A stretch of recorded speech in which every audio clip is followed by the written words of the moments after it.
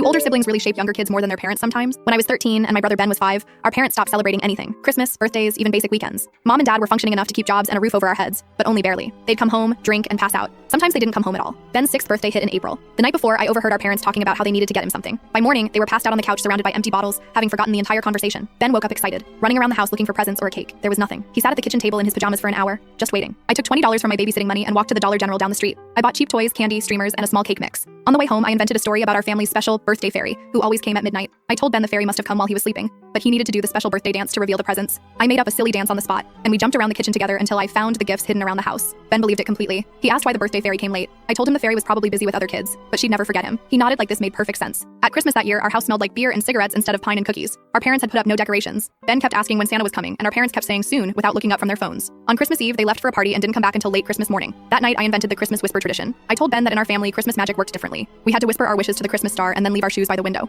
I waited until he fell asleep, then filled his shoes with dollar store toys and candy canes I'd been hiding in my closet for weeks. When Ben woke up and found the presents, he ran to our parents' room to show them. They were still passed out. He came to my room instead, jumping on my bed with his treasures. He asked why Santa didn't bring big presents like his friends got. I told him the Christmas whisper only brought small gifts, but they were more magical because they fit in shoes. By the time Ben turned 8, he had fully embraced our family traditions. He started drawing pictures of the various fairies and magical beings I'd invented. He hung them on his bedroom wall. Our parents never noticed or asked about them. That Christmas, our parents were particularly bad. They had friends over who were also using. The house was loud until 4 a.m. Ben couldn't sleep with all the noise and kept asking when we could do our Christmas whisper. I took him into my closet where it was quieter, and we whispered to a paper star I'd drawn. I gave him my earbuds to sleep with so he wouldn't hear the fighting that started after most of the guests left. For his 9th birthday, I created the sibling fairy, a special fairy that only visited when siblings worked together to make a birthday special. Ben and I baked a cake together from a mix. I pretended the fairy had left ingredients and instructions for us to find. Ben loved being part of creating the magic this time. That summer, one of Ben's friends, Rusty, stayed over. Rusty's mom, Pam, was the kind of parent who remembered everything. Birthdays, school events, even what foods kids liked. She packed Rusty's overnight bag with his favorite snacks and a new pair of pajamas. Ben watched this with curiosity. After Rusty left, Ben asked why Rusty's mom did so many things for him. I told him all families were different, and our family had magic instead of regular mom stuff. I started high school when Ben was 10. I got busy with schoolwork and made a friend, Callie, who sometimes gave me rides home. Callie came inside once and saw our house.